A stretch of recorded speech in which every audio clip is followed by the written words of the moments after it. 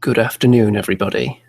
Now, the sun may be out and beating down fiercely against my window, but little does it know that it's wasting its time because it cannot get a single degree hotter in here, because I'm about to engage in a deeply probing and penetrative analysis of the new 40k 8th edition rules. I think you'll agree it doesn't get any more sizzling than that. So, throughout the course of this broadcast, if anyone has any comments on the various issues and rules I'll be covering, feel free to drop the comments in there in the chat, and then I will refer to them when necessary and respond to any points you might make. If you disagree with me on something, which I'm sure you won't, because I know my audience are well educated in the ways of wargaming, so I'm sure you'll agree with my expert analysis. We've got a few people in the chat already. We have the likes of Mickey Jenver, Santiago, Horse, Frail, Skeleton Flower, Graham Rigg just popped in as well. I expect more people to filter in as time goes on. This is a slightly unusual time for one of my shows, being on a Sunday afternoon. So I'd expect, as it appears on more people's subscription pages, that they'll start to file in. There's Jones Yarny as well. So let us begin, shall we? Before I melt.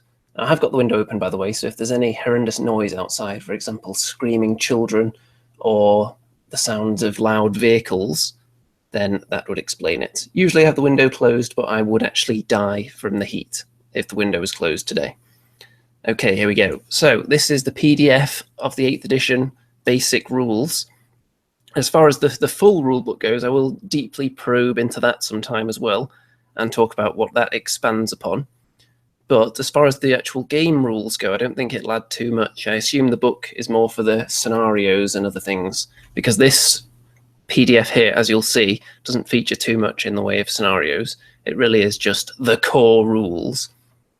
So to begin with, it lets you know exactly what it means by certain things within the book. So a unit, models and data sheets and so on. So units, you have... Interesting thing here, you have 6 inches of vertical gap between units. If one of them stood, for example, on a building and the other one's on the ground floor, there can be 6 inches between models. So if you've got some very tall terrain, you could really have quite a spread out unit there. 2 inches apart as usual in these games. And then the tools of war, it tells you what you're going to need. We don't really need to analyze that. We already know that you need various D6s and tape measures and so on. Okay, so the rounds, the battle round. So yeah, they're not calling it turns anymore. Just like Age of Sigmar, they're calling it battle rounds. And I'm going to be comparing all of these things to, of course, the most recent 40k edition and Age of Sigmar as well, because some people perhaps believe that it's gone too much towards Age of Sigmar. Some people perhaps don't feel it's gone far enough. So let's begin with these battle rounds. Movement phase. So you'll notice immediately that there is no hero phase. As there is in Age of Sigmar, the movement phase is in fact first. So when you see that the psychic phase is in the number 2 slot there, that says to you that if you're comparing it to Age of Sigmar, in Age of Sigmar, the positioning of your wizards is very, very important in the previous turn, because you don't usually have the chance to move before casting their spells, with the hero phase being first up. So you actually have chance to position your psykers before unleashing any of their abilities, which can be very, very potent. If you have, for example, a psyker on a bike, maybe, you'll be able to cover some significant distance in the turn that you want to use the power and not leave yourself prone by going there the turn before.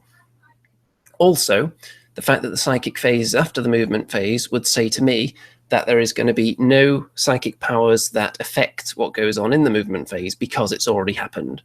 So you never know, there might be a psychic ability that says, cast it on this unit and they can suddenly move an extra 6 inches. But I would say they'll probably stray away from movement with the psychic abilities, because the movement phase comes first. Then you've got the shooting phase, makes sense, the charge phase, the fight phase.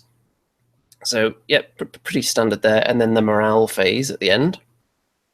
So it's all pretty recognizable for the most part as players of the previous 40k and Age of Sigmar.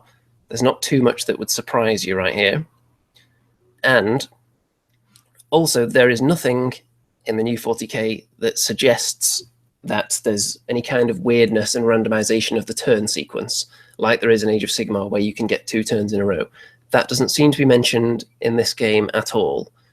So that's obviously something they didn't feel would translate well, or they didn't feel would go down well with the community, along with a couple of other things which I will get to shortly, that seem to have been, it's debatable whether they've been left out. If they moved all the Age of Sigmar rules over, there would have been a few things that would have seemed odd in a totally different setting. And there were a few things in Age of Sigmar that certain people were completely turned off by and abandoned GW products entirely. So moving those into the flagship product may have been unwise, but we're going to get to those anyway. We've got a few comments already here. Graham Rigg, I've not played 40k since 3rd edition, but this has interested me to the point where I have ordered a copy. Interesting. So if this does for 40k what Age of Sigmar did for fantasy in terms of dragging old players or new players in when they hadn't previously been interested, then that will be a good thing. They'll just hope that it doesn't have the same effect of alienating half the player base before bringing back in a new player base, though. I think they're trying to please both crowds, is the gist of this new rule set. We've got some more comments here. Curry 999. I don't understand how wounds are allocated now. Wounds versus mortal wounds. Well, I will get to that. That is going to come up, though. Other people have appeared in the chat. We've got the likes of Russell Higgins, Green Stuff Games popped up in there as well. So we're getting a bit of a packed house, as expected. So let us continue. Starting with the movement phase. Now, before we get onto the main gist of it here, there are a couple of things they've put into the rules here. Wobbly model syndrome. So this is something that everyone did anyway, but it's interesting to see it as just a little side note in the rules here. If you have a model that doesn't fit in a particular spot it's supposed to stand, because maybe it's just really lumpy and the model's a bit overbalanced, maybe it's got a big metal arm on it and it keeps falling over, it says it's okay to leave it in a slightly different position and just remind your opponent where it's supposed to be. So it's nice to see that actually in the rules. I'm not sure if it's been there before. And the other thing at the side here, reinforcements. So it's the same as Age of Sigmar now, basically. When reinforcements come in, that's their move. Appearing on the battlefield is their movement, but they can still do other things, for example, shoot and charge. So, as anyone that played the previous edition of 40k would know, when you deep strike those Terminators down, especially deep striking a close combat only Terminator unit, for example, Deathwing Knights, which I'm going to refer to a lot because that makes up the bulk of my 40k playing experience, then you were kind of a sitting duck. All you could do is land and then just wait to be gunned down because you couldn't even charge in the turn you came in. So it's nice that you do have the option to attempt a long charge.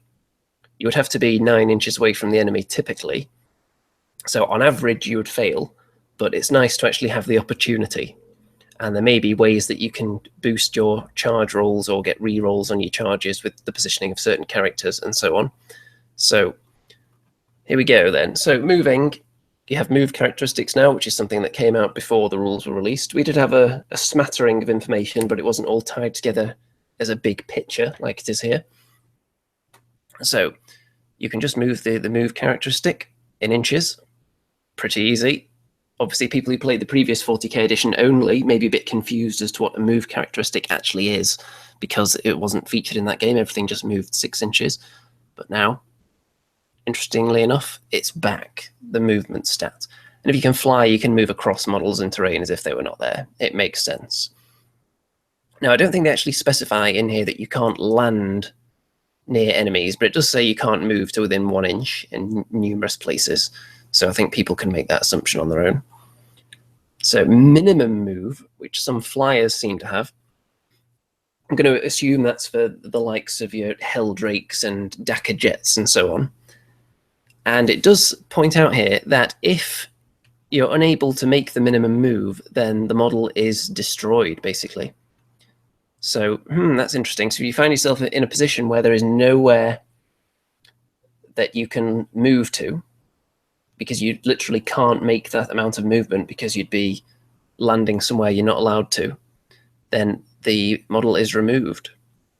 So you're going to have to be careful with them. I'm struggling to think of too many situations where that would come up unless the board is just completely crowded. But yeah, it will be a factor. It depends how terrain heavy the board is as well and where you're actually allowed to land. So that's going to be something that's quite interesting, I think. Then, okay, enemy models, so you can't be within 1 inch of them. Makes sense, because being within 1 inch is when you're in combat only. And there's a couple of times that comes up that is slightly different from Age of Sigmar, which I'm going to get to, mainly in the charge phase, actually. So, falling back. Falling back. So if you're within 1 inch of an enemy unit, you can either remain stationary and stay there and fight, or fall back. Same as Age of Sigmar, if you want to retreat, then all your models have to get away, first of all, and then they can't advance, which is basically running, and they can't then charge or shoot either, unless they can fly, in which case they can shoot, which is interesting. So flying units with guns could be quite a big deal here. Advancing, so that's the same as running in Age of Sigmar. You just add a single dice to your move characteristic. So that's nice and simple, but you can't shoot or charge later. So if you just want to position yourself heading for an objective, or you just want to get it up the table because you don't have any guns and you're not in range to charge, you might as well throw a bit more movement on yourself and creep up there. Okay, I think that's the end of that page then, unless you count this nice quote here, which I'm not going to go through right now.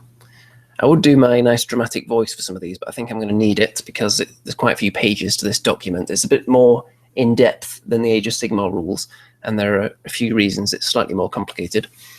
So, rerolls. You can only reroll a reroll once. Makes sense. It explains what a roll-off is. We already know that. Sequencing. So, if you have rules that are supposed to be applied at the same time, then whoever's turn it is, they can decide which one takes place first. Or if it's not in anyone's turn, then you can just roll off to decide which rule comes into effect first. So if you've got a rule at the start of the game, before any turns are made, if there's a rule that says your army may inflict d6 mortal wounds on an enemy unit, and then the opponent has something that says at the start of the turn, or at the start of the battle round, should I say, then they can heal a certain amount of wounds at the start of the battle round, then that's just an example. That may not actually come up. But you could see how those two things could conflict, and you would want one of them to come before the other, depending which way round you are. So you'd roll off under those circumstances, should that come up. And I hope that alarm going off outside isn't too loud. If it is, let me know in the chat, and I'll shut the window and melt. But I hope not to have to do that. So, psychic sequence. Choose Psyker and power. Make the test, deny the witch, resolve psychic power. So this will be immediately familiar to Age of Sigmar players. It works in virtually the same way as the magic spells in Age of Sigmar. And it's not crazily dissimilar to the previous edition 40k psychic powers. It's quite different, but it's not completely unrecognizable. So, choose a Psyker. If they have the Psyker word on their datasheet, that's datasheets, not War Scrolls, of course.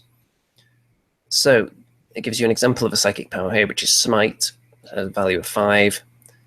So that's pretty much the same as your kind of Arcane Bolt kind of spell from Age of Sigmar. So you'll be rolling 2 dice and trying to achieve the number, the charge value of the psychic power. So you'll be looking to roll 5 on 2 dice. That sounds easy enough. And I imagine Psykers will have ways to boost that as well. For example, any Psykers within 6 inches of this vehicle gain +2 on their psychic power rolls, something like that. There is something that's not in Age of Sigmar, though. There is, let's see, where's that? There we go, Perils of the Warp. So if you roll a double 1 or double 6, then you suffer Perils of the Warp, which it doesn't sound that deadly, but if you've already taken damage, then it can be. So you take D3 mortal wounds, and if you die as a result of it, then it causes like a 6-inch bubble around that character, and then any unit within there suffer D3 mortal wounds as well. That's only if you die as a result of it, though. So you'd imagine, let's say your average Psyker would have, what, 5 wounds? Something like that.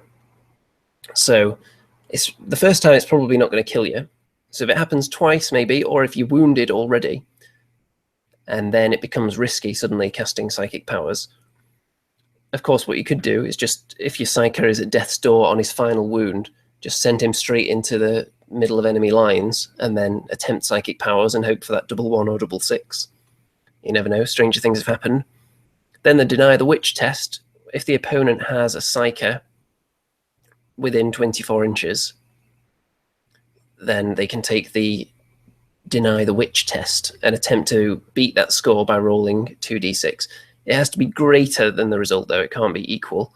So it's the slight advantage to the person attempting to unleash the psychic ability, which is nice. You can only attempt to do it once per power, even if you've got multiple psychers in there. So pretty much the same as Age of Sigmar magic.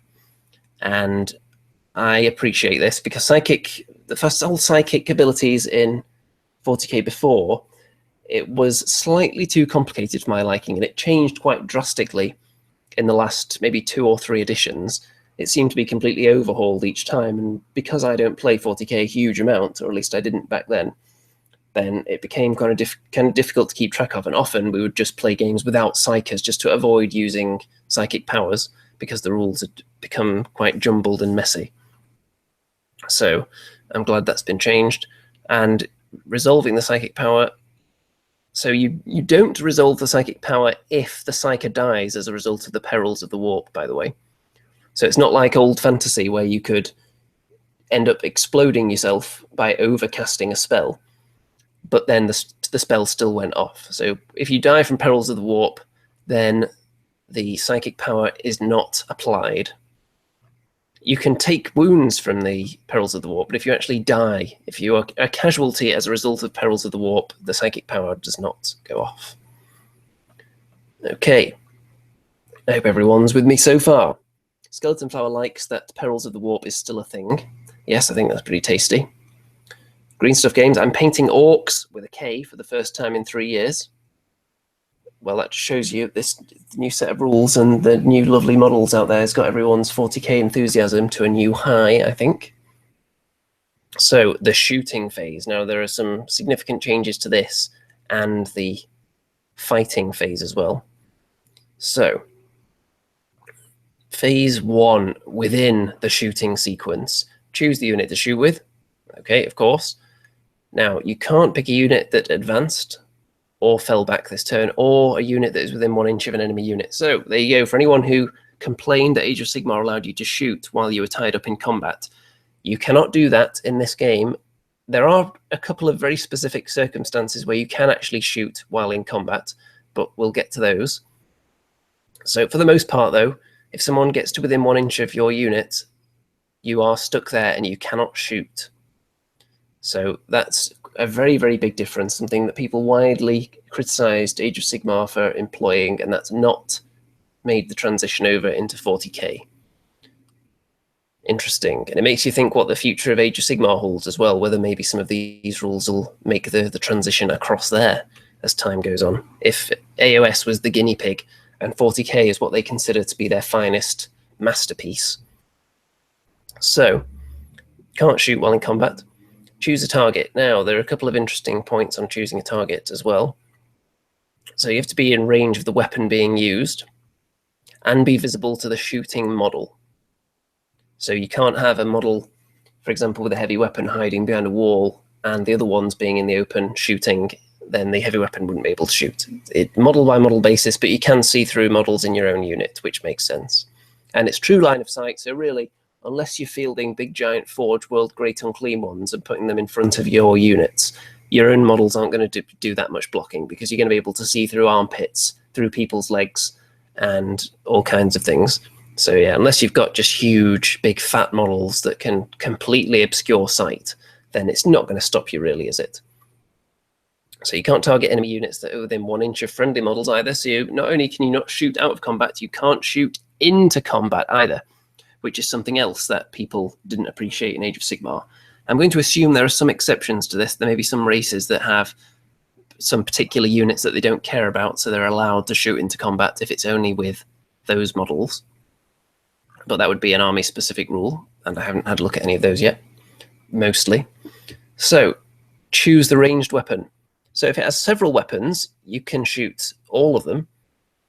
You can shoot all of them at the same target, or you can shoot them at different targets, but you cannot shoot multiple shots with the same weapon at different targets. So, for example, if you have I don't know whether a las cannon does have multiple shots, but let's say a las cannon had 2 shots. You wouldn't be able to fire one at a tank and one at a Terminator. You'd have to fire them both at the same thing. I'm sure a las cannon probably doesn't have multiple shots, but you get the idea.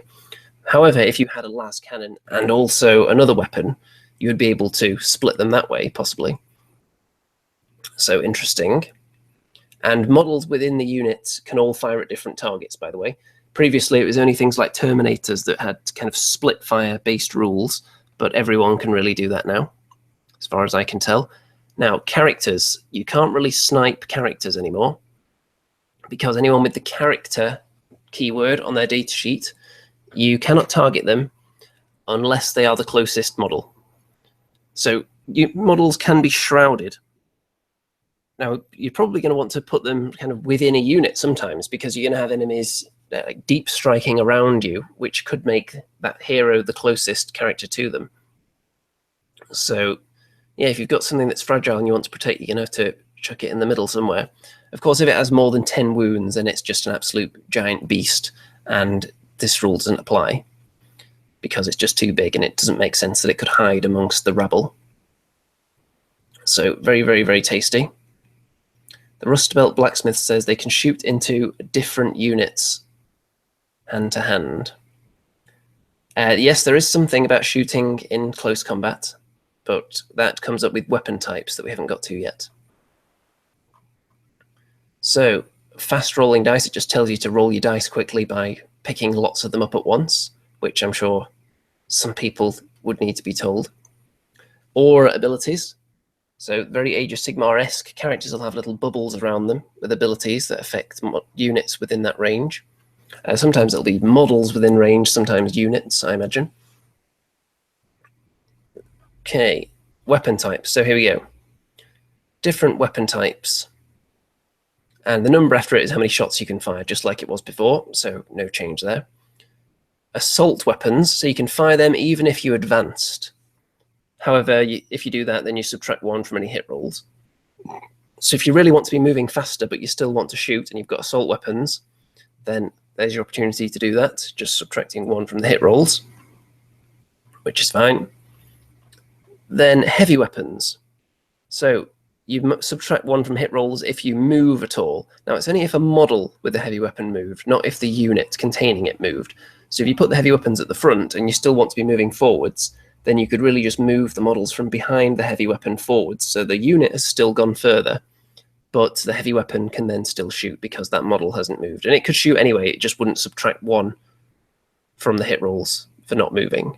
So still being able to move and fire with heavy weapons is quite a big difference.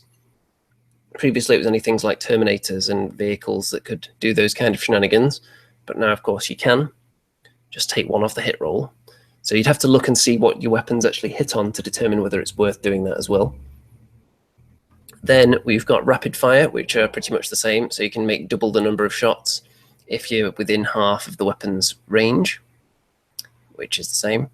Grenades seem to be different. Previously, grenades would just have a blanket rule. They wouldn't actually work the way you would expect grenades to work. Like, for example, I'm now choosing to throw my grenade, and here we go. It's got this range, and it's going to cause that much damage. So a single model in the unit that is equipped with grenades can throw one instead of firing a weapon. So grenades have changed quite a bit. So I have to look at the specific rules for each grenade to know exactly how potent they would be, but it is quite a difference there. Now, pistols. These are the interesting ones, because you can fire a pistol even if there are enemy units within 1 inch, within a single inch, but you must target the closest enemy unit. So there you go. You can also, model can shoot its pistol even if other friendly units are within 1 inch of the same enemy unit. So yeah, pistols, if you get into combat with them, you can still fire them. There you go. And if you have a pistol and another weapon, then you declare which one you're firing beforehand, before making any hit rolls. So there would have been units before that were armed with, let's say, a bolt gun and a bolt pistol. And previously, there wouldn't have been much benefit to actually firing the pistol. But now, of course, this is quite a big deal. So models armed with, for example, pistols and close combat weapons, those are the guys you want to get in combat. They're still going to be able to fire their pistols. And that makes things like plasma pistols sound very appetizing to me. because previously if you had something like a plasma pistol, then often it would be on, well, it's obviously a short-range weapon, so it might be on a short-range unit or a unit you want to get into combat, but then once you get into combat, you can't really use its plasma pistol anymore. Whereas now, of course, you can. So interesting. Very interesting indeed. It makes pistols much more of an enticing proposition, I would say. Fascinating. Then, resolve attacks. So for the hit roll, you have a set ballistic skill value, which is different from the way it used to be. The ballistic skill chart used to be really needless and complicated, because it kind of makes sense. The higher your ballistic skill, the lower you needed to roll. So it was kind of a reverse table. But really, it is much simpler the way they've done it now. So instead of having a ballistic skill that is not the roll you need, it's just some abstract thing you have to then look upon a table. The ballistic skill is just the number you need to roll. So, for example, ballistic skill 4+. There, it's right in front of you. No need to even think about it. Nice and simple. Roll of 1 always fails. Now, that's the weapon skill also works the same way as this ballistic skill as well. You don't compare that to the enemy anymore, but we'll get to that when we get to the fighting phase. So the wound roll, though, is where there's a big difference from the last edition. So I had a few complaints about the wound table previously, and it's not because I necessarily found it difficult, because I personally didn't find it that difficult to get my head around, but I know a lot of people that did. In virtually every game I've ever played, someone would say, okay, this is strength, whatever, this is toughness, whatever, what do I need? It was a question that would go through your mind. So people obviously didn't necessarily have it down, automatically learned inside their brains, which says that maybe it was too complicated. So the way it works now seems quite simple to me. If you're equal, it's 4+, makes sense, exactly 50-50 chance on a dice. And if it's more, it doesn't matter how much more until you get really obscene. If the strength is greater than toughness, 3+. Nice and simple. If it's lower than toughness, 5+. And then if it's double or half, then it moves up or down another number on the dice. So I think that is pretty simple. It's not vastly simpler than it was previously, but a tiny bit. If we're talking about the ladder of needless rules complication, then previously, out of 10, it was maybe on rung number 4, and now it's on rung number 3. So once people have got it in their heads, I think it'll be nice and easy, this one. Quite simple, but still not as straightforward as Age of Sigmar, where you just have a set number to wound on. Mickey Jennifer says, I have nothing inside my brain. Well, that's unfortunate for you. I would assume you at least have some kind of knowledge in there if you're able to type. Okay, so if the roll is less than required, it fails. Of course, 1 always fails regardless of any modifiers. So there we go. Kablam says, I'm finding the new wound harder to remember. My brain just knew the old calculation. Yes, some people who did, of course, have the old one firmly inside their brain like I did, may end up having trouble for the first few weeks while they're getting to grips with this one. But I think in the long run, this one is better, because it's not like the other one was completely straightforward. Because if you were to look at the table for the previous chart, you would have huge swathes of like 2+ and 6+ on it. So that to the eye, as people looked at the table, would throw some people off. But the old table wasn't really the problem. The old issue was the fact that the to wound roll was not the same as the weapon skill to hit roll. They were both kind of opposed stats rolls, but they worked in very different ways. So it's not that the wound roll was complicated, it was the fact that it was different from the weapon skill comparison chart, which only went up to 3+ and down to 5+. So I think that's what threw a lot of people off. So this should be, even though it's not greatly simpler than the previous wound chart, I think it'll be easier to remember just on the basis that they've completely changed the to hit rolls. It won't make a difference, obviously, with the ballistic skill, but when we get to the combat section, then you'll see that that is much, much simpler now. So I think that's going to be quite a big deal, because the difference in those two tables threw some people off big time. And that's one thing we will get to shortly. So wound allocation. If it's successfully wounds a target, then the player commanding the unit allocates the wound to any model in the unit. It doesn't even have to be within range or visible. So now this kind of makes sense because you can't have mixed units anymore. So you couldn't say, for example, if you wouldn't be able to have like a Terminator captain at the front and then just regular Terminators next to him and then let them absorb all the wounds. You couldn't have, like I would do with my Dark Angels, I would have Belial, and then other people would love to be soaking up wounds for him. So you wouldn't be able to do that because you can't mix units anymore. So really, when you're allocating wounds to models that maybe aren't visible, that really just represents if Space Marine A gets killed and he's carrying a really juicy weapon, then Space Marine B would then go and pick up that weapon. So it makes sense that you would be able to preserve the best weapons till the end, because he has got a lot of mates there that are probably equally trained to use those special weapons, and you're not going to have any crazy, ridiculous characters within the units to abuse this system here. So it's very different from the way it was previously, where you would just take away the closest model. That's where the wounds would go. Not anymore. Now it's just any model in the unit. So if you have a big snake of a unit that goes all the way back to your table edge, and someone shoots the front guy, because that's the only one they're in range of, then the guy at the back could be killed. So it's interesting, and I'm sure it'll change the way people set up their units, definitely. So saving throws. This is a throwback to the old days, and it's, of course, very much like Age of Sigmar is now. And 40k did used to be like this. If you recall, back in the day, each weapon would have a different saving throw modifier attached to it. So it's not completely alien to the 40k universe. And really, I didn't like the way the previous 40k editions, you had your set armor save or no armor save at all. I can see that being quite simple in some cases, but I wasn't really a fan of it. I like the idea of armor saves being modified. So the fact that that is now a thing, that pleases me greatly. I'd be interested to hear what other people think of that, though. So if you, for example, your Terminator with a 2+ save is shot with a weapon that has -2 armor penetration on it, then their save would now be 4+. Now, let's talk about invulnerable saves while we're here, actually. So invulnerable saves are, it's a misleading name, but then again, it was previously as well, because in the last edition, it would be called invulnerable save, but then I don't think you would get it against certain things like D weapons. I think they just completely wipe you from existence, regardless of any invulnerable saves. So it wasn't really invulnerable.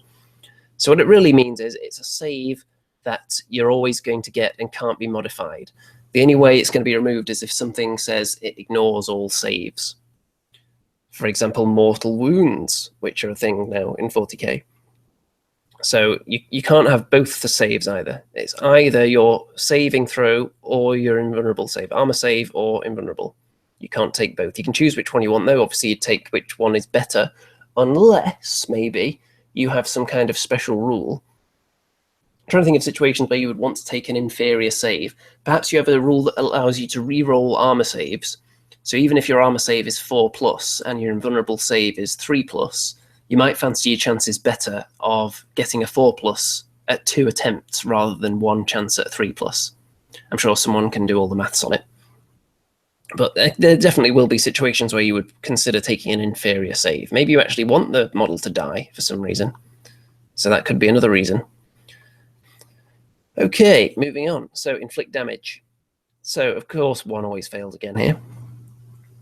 If you manage to get through and all saves are failed, then the damage is inflicted equal to the damage characteristic of the weapon. So I think las cannons either have 6 or like D6, something like that now. But it's only allocated to 1 model for each attack. So if you have a las cannon, has 1 attack with high damage, it can still only kill 1 model, even if you do 5 wounds with it. It just means that 1 person explodes into a billion pieces. However, if you have a flamer, and let's say that has D6, D6 hits rather than damage, and each hit does 1, then you could actually potentially kill 6 people with it, because it's 6 hits. So the number of hits is how many models are going to be affected. And the number of damage is how affected that single model is going to be, if you think of it that way. Because someone was mentioning that they weren't sure how it worked earlier. So yeah, there you go. I think it makes perfect sense. And that is different to Age of Sigmar, of course, where all damage carries over. Now, there are situations where damage does carry over, and those would be mortal wounds. So, some attacks inflict mortal wounds, like we saw there was a psychic power earlier that does D3 mortal wounds.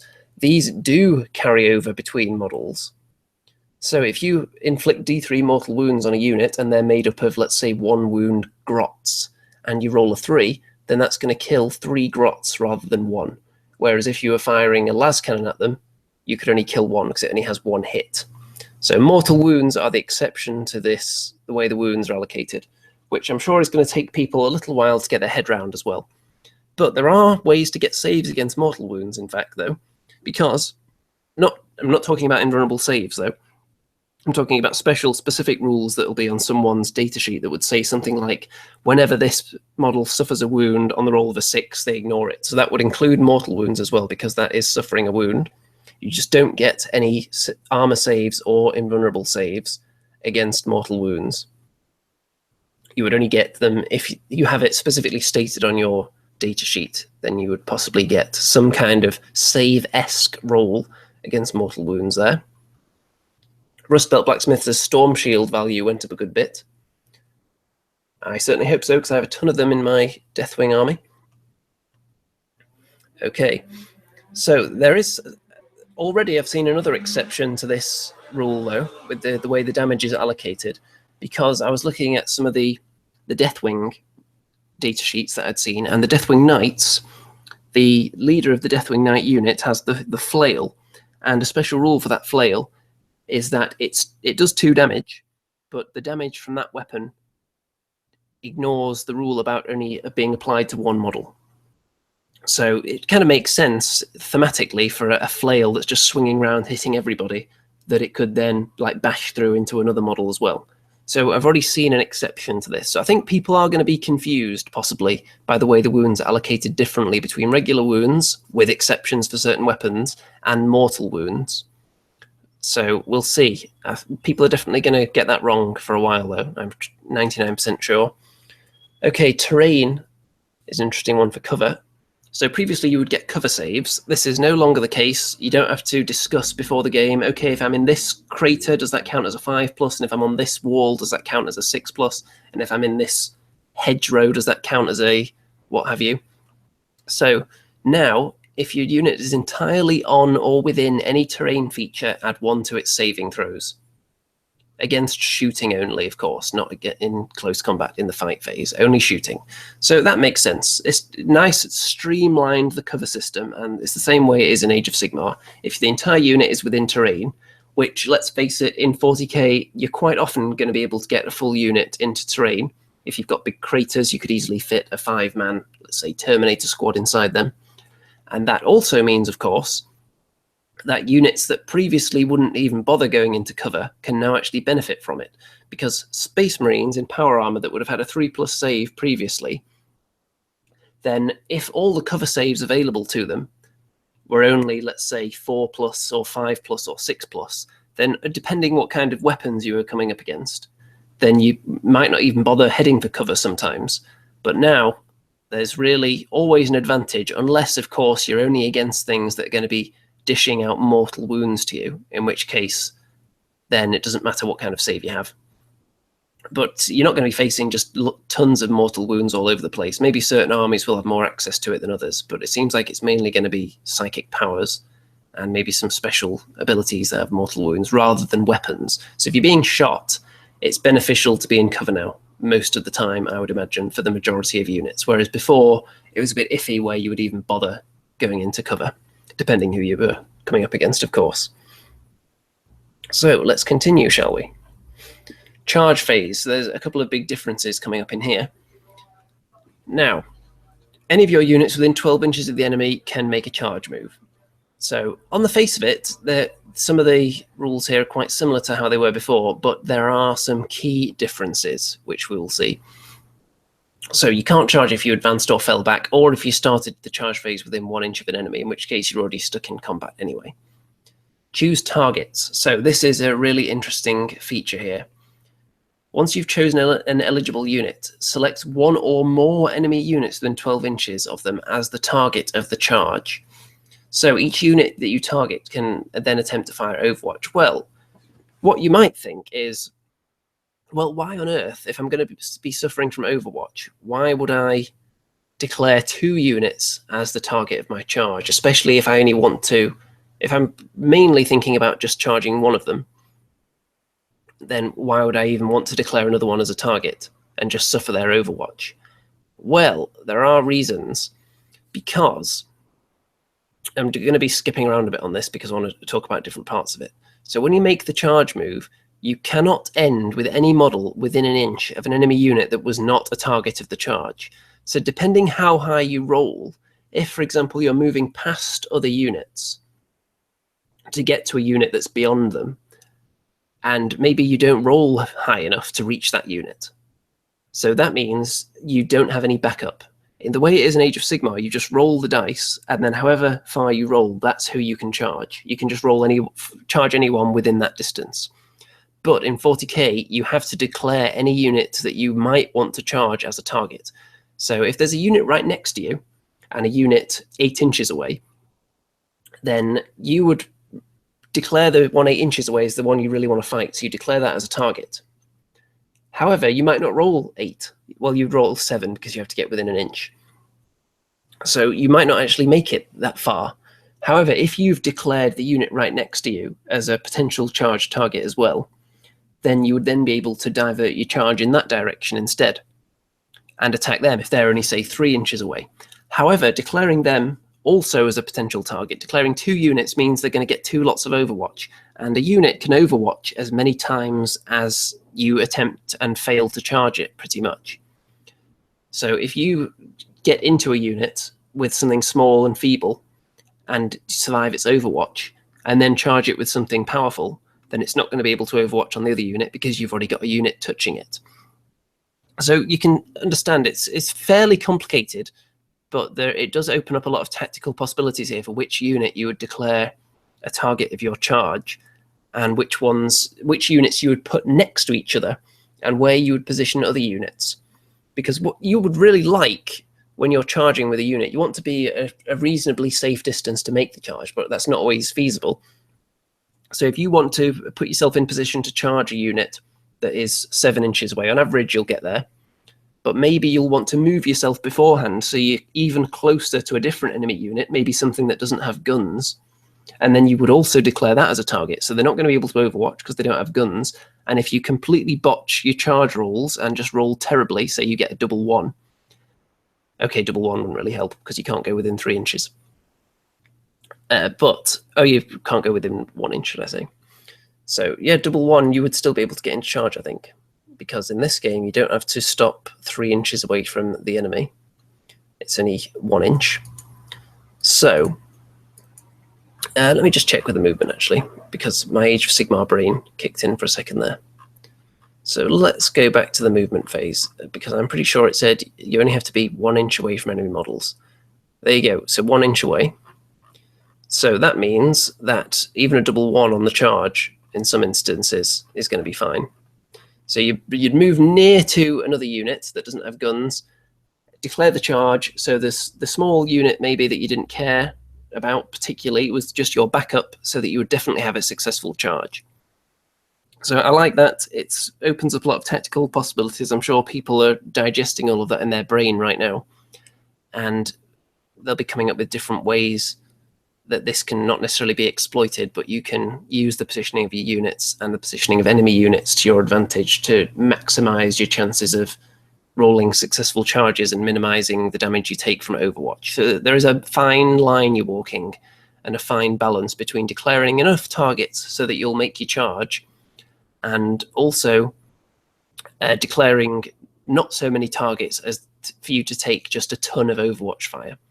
So Overwatch works the same way as in the previous edition, where it's on a 6 to hit with all the weapons. So units that already hit on a really terrible number have an advantage there, like Orcs. They have like 1 billion shots, so their Overwatch is quite tasty, whereas a Space Marine gets significantly worse when he's only hitting on a 6.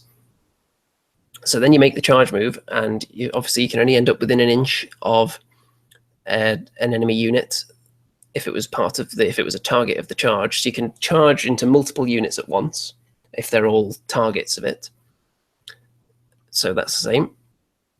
Then we have the fight sequence here in the fight phase. So choosing which unit to fight with. So the units that charged get to fight first. So any unit that charged successfully that turn will fight first. And then when all of those guys have fought, at that point you will then start alternating units, starting with the person whose turn it is. So the majority of the time in the early turns, I would say the player whose turn it is probably going to be going with almost all their units first. And then later on in the game, when everyone's bogged down in combat perhaps, then it's going to be more alternating. But for the most part, whoever's turn it is going to have the opportunity to go first with a lot of their units, much of the time. So if you have a close combat heavy army, and previously you would have charged in and got annihilated by units with higher initiative, you don't have to worry about that anymore, because initiative is a thing of the past. That's completely gone. And if you've got low initiative orcs out there, yep, orcs again. Green Stuff Game says it's all about the orcs, smiley face. Yes, it certainly does seem to be. Seems to be much more tasty to be an orc now with these rules. Whether orcs were underpowered before is a matter for people that had more experience playing with or against them. But I think I did hear that they were quite underpowered towards the end of the last edition, if not prior to that as well. So if one player runs out of eligible units, then the other player just completes all their remaining fights. So yeah, and I imagine that will happen quite a lot, because you're going to be charging in with a couple of units, and then maybe one unit was already in combat. So in that case, you'd be able to fight with all 3 of your units before the enemy strikes, which could be quite a big deal. So charging is now very important. Pile in, you can move each model up to 3 inches. Okay, yeah, makes sense, as long as the model ends the move closer to the nearest enemy model. Now, this is where it gets interesting as far as I'm concerned, because you can move up to 3 inches, and it doesn't specify here that you can't then use that pile-in move to also get within an inch of an enemy unit that wasn't a target of your charge. And I've read through this a few times, and I can't actually see where it says that. So, very interesting. That might be one for an FAQ, perhaps, because they've gone to such pains here to point out that you can only engage the units that were a target of your charge.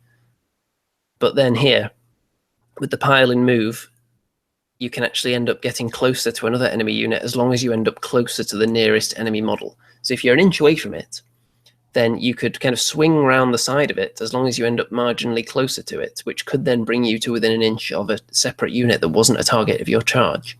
So would that kind of activate that unit in the combat and allow them to pile in as well?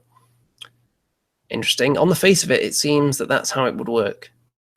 If anyone else has had a read through this and read it a different way, let me know, but that's how I'm interpreting it right now.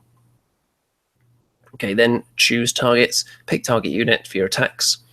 Now, you can actually split your attacks between eligible units. I don't think you can't really pick models to fight, it's just on units again, so the enemy will be able to pick which models get removed. So that makes storm shields and things of that nature very fascinating for me, because once you get in combat, if depending what you're fighting, you might need those storm shields to be alive. If you're against something that has just huge amounts of armor penetration, then they're not going to be able to just take out your storm shield guys at the front in the first round and then chew through the other guys at the back. So yeah, it's going to be interesting to see how you can even kit out Terminators, whether they all have to be armed in the same way or whether you can arm them all differently anymore. So fascinating. That's going to be something to look into. But yeah, so if you've got multiple close combat attacks, you split however many attacks you have between all those weapons, however you see fit, unless there's a limit that each weapon has. So if you have 3 attacks and you've got a chain sword and a power sword, for example, I don't know whether anyone would, but you get the idea. You could decide which weapon you want to make how many attacks with and against which unit. So if you've got one weapon that's more suited to fighting one thing, you could put attacks on that unit with that weapon. Maybe you could use all your attacks with one weapon because it's more suited to what you're fighting at that given time. So Very, very interesting. It gives you a bit of flexibility with certain models that are kitted out with multiple weapons. Doesn't force you to use any particular amount of attacks on certain weapons over others. Heroic intervention. So after the enemy has completed all of their charges, any of your characters that are within 3 inches of an enemy unit may perform a heroic intervention. So if you do that, then they can move up to 3 inches as long as they end the move closest to the nearest enemy model. So that's after the enemy has completed all of their charges. So if you have characters nearby, you can then decide that you want to fling them into the fight, which in some situations would be very, very tasty. And yeah, so they can almost act as part of the unit because they're within 3 inches of the enemy. So if you have the character on the front lines and the enemy didn't charge them because they just don't want to fight them, then you can use this heroic intervention to launch your hero into the fray. So I quite like the sound of that. It's a nice little interesting tidbit there. So number of attacks, yeah, I think I already went through this a bit. So you have that many attacks, you can choose to distribute them among your close combat weapons. Then you resolve the attacks.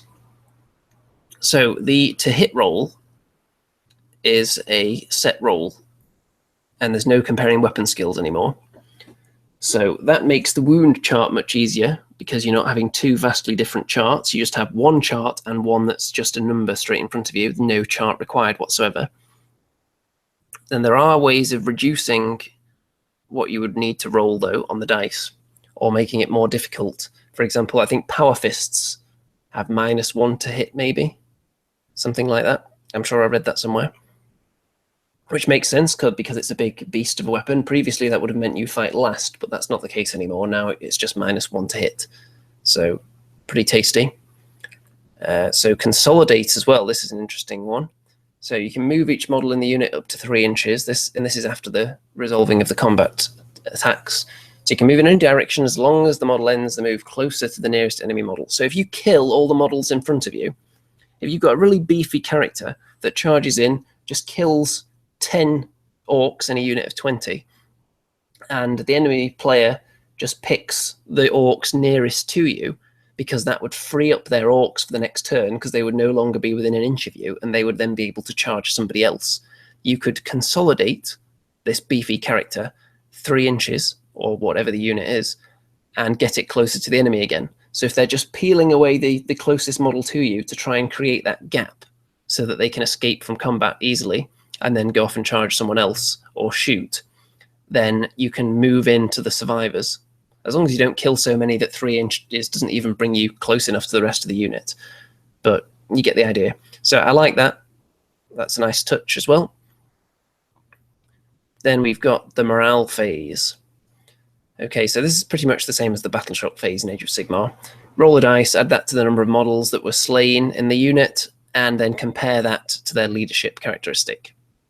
And however many you fail it by, that's how many models will run away from the unit and disappear off into the hills and never come back. So that's a nice simple one. More simple than the leadership tests probably were, and the way it used to work with units running away, but most armies, in fact, having abilities and rules that stopped them running away anyway, so it was silly to have it in there at times, especially with Space Marines. So everyone's going to be taking the morale tests. I'm sure Space Marines have some way to mitigate it. But even then, nice and simple morale phase. Very nice. So transports are on this page as well. Let's see if we had any interesting comments before we move on. Okay, Akaria999 says, if a squad of Marines causes 6 wounds damage to a squad of 3 Tyranid warriors with 3 wounds each, then I can only ever kill 1 Tyranid warrior at a time, as wounds don't carry over. No, because each attack can only affect 1 model. So if you have 2 attacks, then you could kill 2 models. But if your 2 attacks do 2 damage each, then you can still only kill 2 models. Does that make sense yet? So if you're a squad of Marines, if they're causing 6 damage through a las cannon, then it would only kill 1 because it's only 1 attack. So how many attacks you have is the maximum number of models you're going to be able to kill there. and then the damage that attack does is just how damaged that one model is going to be. But you keep piling up damage on the same model, however many attacks it takes to kill that one model before moving on to the next one. So you don't have multiple wounded models in the same unit. Are we clear? Hopefully. So, transports. So the transport datasheet will give you the capacity for it. It can't be exceeded. You can't embark and disembark in the same turn.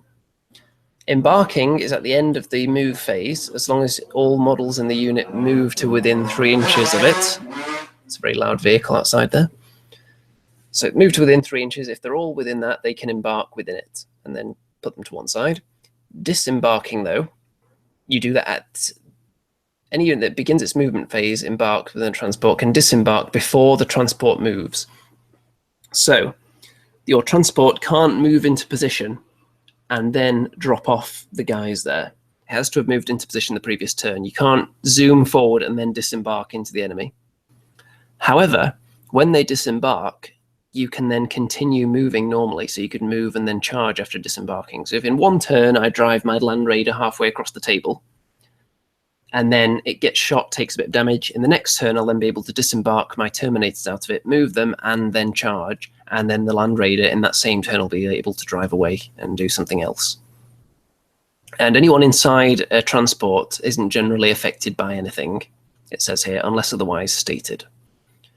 There is another thing as well. If it's destroyed, then...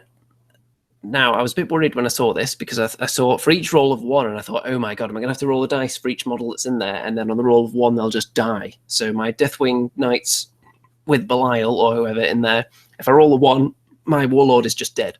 But no, you roll a dice for each model in there, but on the roll of a 1, a model disembarked is slain, but it's a model of your choice. So if you've got your Warlord in there, you can just take away some of the lesser models for each 1 that you roll. So there's something to be said for maybe, I don't know if can you transport multiple units on the same transport?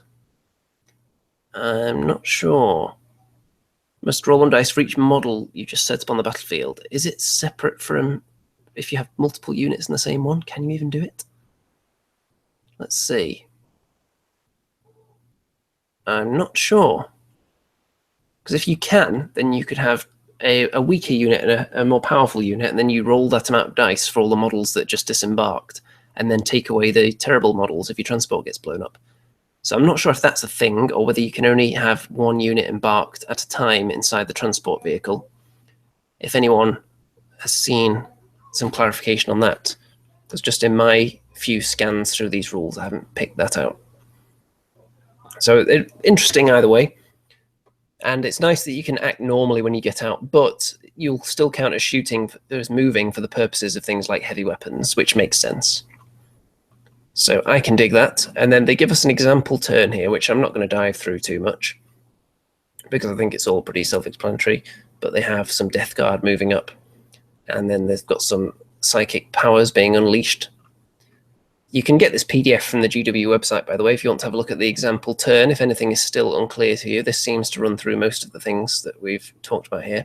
Not all the scenarios that I laid out, because, of course, I have a genius mind that can come up with these complex situations that the rules don't necessarily point out, because I'm such a genius.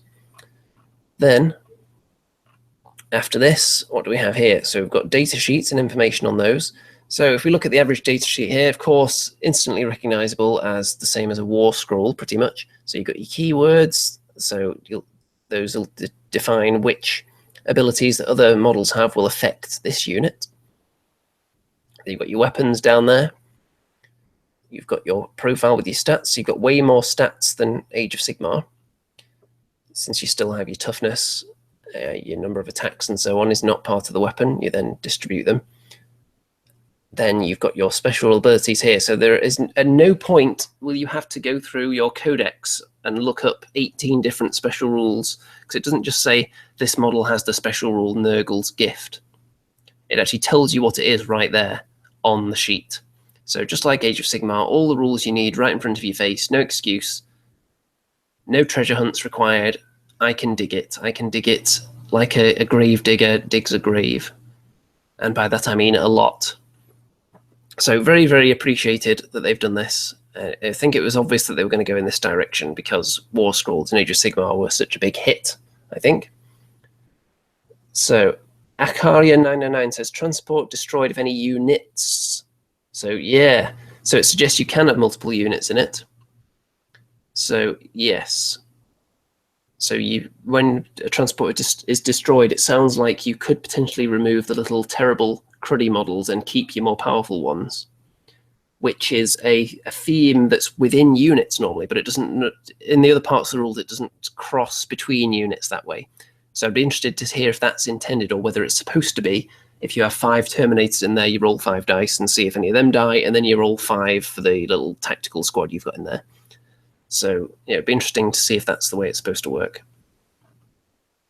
Then it gives you all the other information here on the data sheet, which we don't need to dive into too much, but you can see here that the weapon has a set amount of damage. So he's got 4 attacks, so that means he could potentially kill 4 models.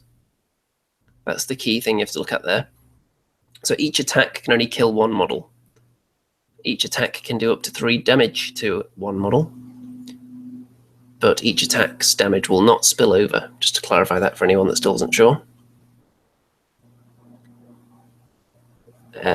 Let's see, Acria909 says, Andy, you roll for each model if a transport is destroyed, so no shenanigans. Yes, but I saw that there was shenanigans, because if we continue to scroll up again, it says, let's see, for each roll of a 1, a model that disembarks your choice is slain. So you just roll a big handful of dice for every one for each model that was in there, and then you choose which one is slain when you roll a 1. So there are definite shenanigans to be had in there, I would say. Definitely, the way I've read it. If anyone's seeing it differently, let me know, though. I'm sure I'm not going to be 100% on all of this. Modifying characteristics. So nothing too crazy there. It then tells us that rules will be coming up in codexes, which is nice. And then we get to fighting a battle, the mission. So this is going to be something that's going to be really covered in the big rulebook, I would imagine. I'm sure they have just tons of missions and scenarios and different ways to play in there. This is just a really basic way to play that they're just giving you in the quick startup PDF. So the battlefield, there's nothing too exciting there. It tells you how much terrain they recommend having and that kind of thing. And then for your warlord, they've got a nice little table here for a warlord trait. So I will imagine that each army have their own specific warlord traits, but these ones are just the generic ones if you want to just get started before your codex comes along. So the 3 different warlord traits, you can either roll or you can just pick one. Legendary fighter, add 1 to their attacks. When they charge, that is. Inspiring leader, friendly units within 6 inches add 1 to their leadership. Or tenacious survivor, which allows them to ignore wounds on a 6. So that would include mortal wounds as well, because each time he loses a wound on a 6, it's not an armor save, it's not a save, it's just an extra roll that comes in after you've lost a wound. So that can protect you from mortal wounds as well, which might be a foreign concept to 40k players, but it's been around in Age of Sigmar, and it takes a little while to get your head around the different kinds of saves and what you can save against and what you can't. Only war. So it tells you how to set up your game here. So for just the basic rules, it gives you power levels of certain units. So that's how you're going to balance them in just these basic rules. And if you get the main rule book, you'll have different ways to play with the big points for each unit and so on. But power level is what they recommend just for the basic ones here. And whoever's got the lowest power level, or whoever loses a roll off if it's equal, or whoever, hold on, there's the way they determine it here. So there is a roll off after the table has been set up, and then one player will divide the table into 2 halves. It doesn't say which direction you have to do it in, though, so you can just do it diagonally or however you like, and then the player that didn't decide how to divide up is the one that picks a side. And you have to deploy more than 12 inches away from the kind of the halfway line. So that makes sense, very familiar, but it's just a slightly different way of setting the game up. Whether all games will be set up that way, I would have to get the book and analyze that. And then the underdog will then have the choice of who gets the first turn, which is nice. Battle lasts for 5 battle rounds, or until one army has slain all of its foes. So there you go. We're now down to 5 turns, just like Age of Sigmar, which with the vast amount of movement that you have access to in these rules, I think 5 turns should be sufficient. I think the way 40k was before, couldn't you get a random game length under some circumstances? I think you could. It was definitely the way fantasy used to be. You would have 6 turns and then possibly an extra one. Age of Sigmar, they took that down to 5. I think 40k may have been 5, and then after that it was random whether the game ended, something like that. It's hard to remember because most of the 40k games I played were just really bizarre scenarios that ignored most of these rules anyway. So victory conditions. There are ways to gain victory points. So in this example scenario they give you here, then you will have victory points scattered around the table, or victory objectives, as it were, and then they have a little table here to determine how you interpret those. So one of them, slay and secure. So at the end of the battle, each objective is worth 2 points. You also get D3 if you kill the opponent's warlord. 2, ancient relic. So at that point, you then select one random objective and remove all the others, and that one is the one that gets you 6 victory points. So that could be interesting. You could end up with an objective in your deployment zone or near your deployment zone that's worth an awful lot. Then domination. That's another option that can come up. Each objective marker is worth 1 victory point to the player who controls it at the end of each turn, so you keep a running total. So yeah, these are only very, very basic scenarios they've given you here. There are other things. They've released some new objective cards as well, which I'm probably going to get because I think they're pretty cool. They were in the previous edition anyway. So obviously the example scenario, very, very brief. The rule book will have a ton, I imagine. This is just a taster, really, of what the different things you're going to see across the scenarios. So like one really valuable objective, several objectives that you have to hold throughout the game or at the end of the game. So you get a nice taster of the different things to come in this. And it does encourage you to buy the rulebook as well, because you'll want to see more of the official scenarios. Unless you're like me, who just wants to come up with your own, but still probably wants the rulebook anyway. Because there are going to be a few things that aren't covered in here, I would imagine. Although this does seem to be fairly comprehensive as far as all the basic rules you would need to actually play a game. I can't think of anything that's immediately not in here that you would need if you're going to play, other than the rules for the specific units, obviously. So I'm going to be wrapping this up in a minute. Anyone in the chat who's got any more questions or comments on this, drop them in there right now before we close this one down. And as far as my 40k armies go, while I'm waiting for any last minute questions to come in, I've got my Dark Angels, my Deathwing, which I've got quite a lot of Terminators.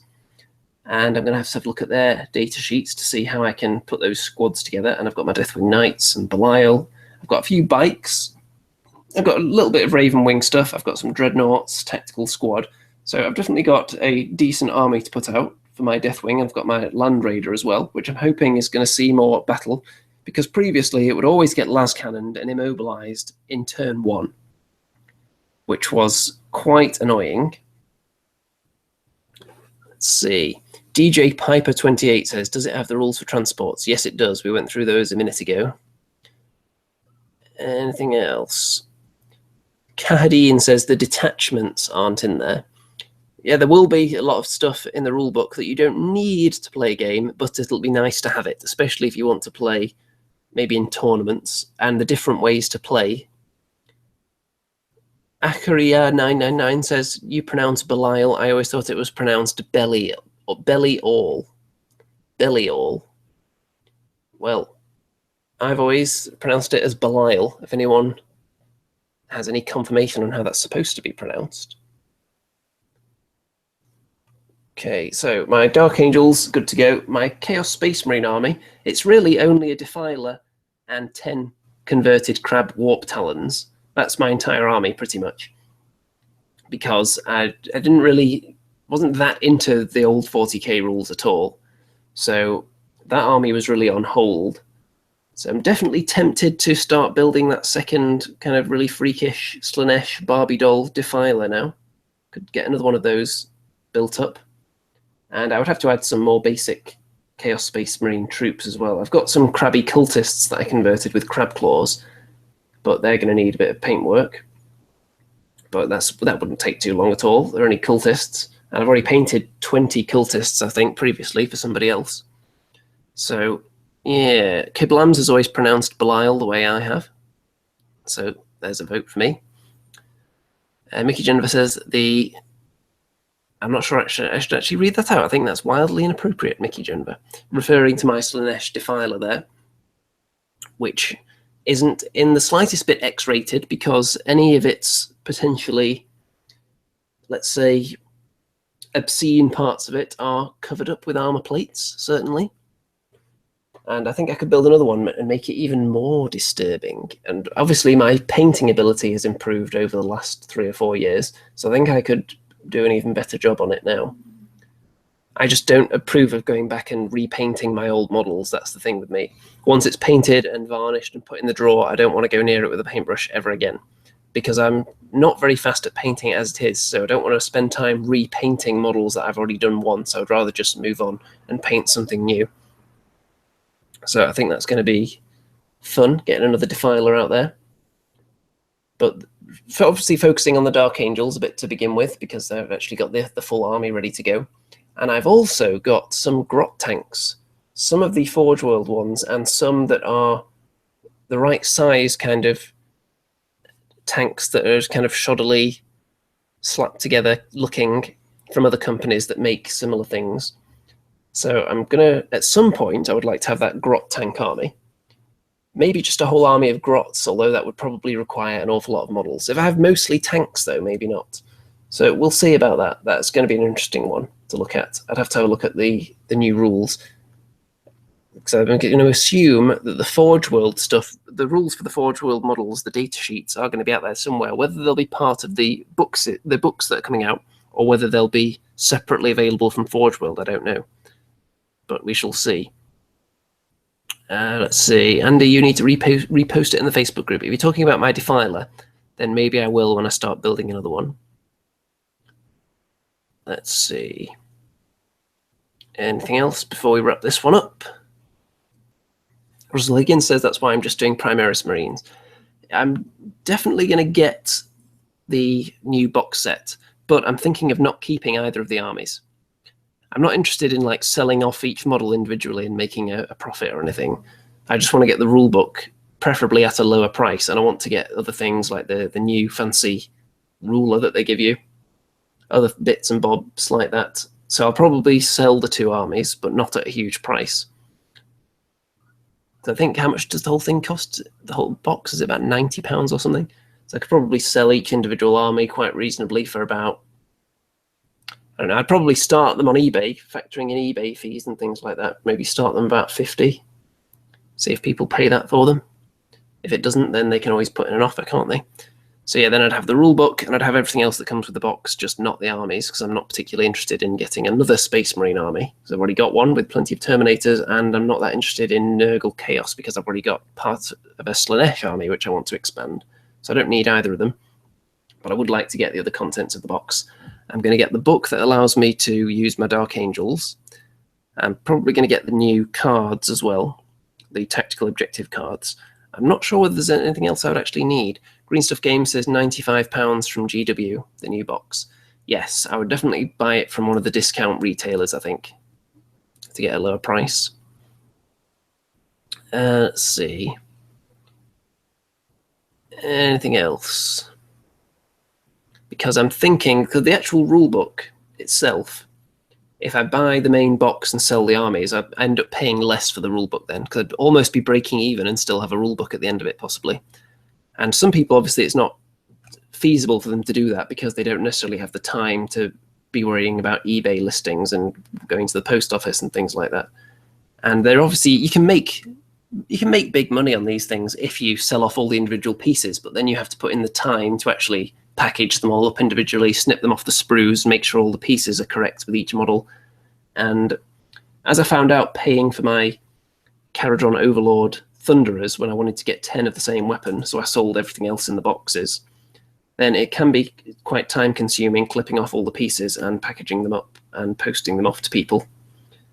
So yeah, it's not like you're not going to become a millionaire selling off the spare parts from your boxes of miniatures, but it's definitely something to just help ease the financial pain sometimes if you've got a bit of spare time. So time to wrap this one up then. I'm going to do another video at some point because I'm going to ask the audience a question now, actually, which I want you to answer in the permanent comments.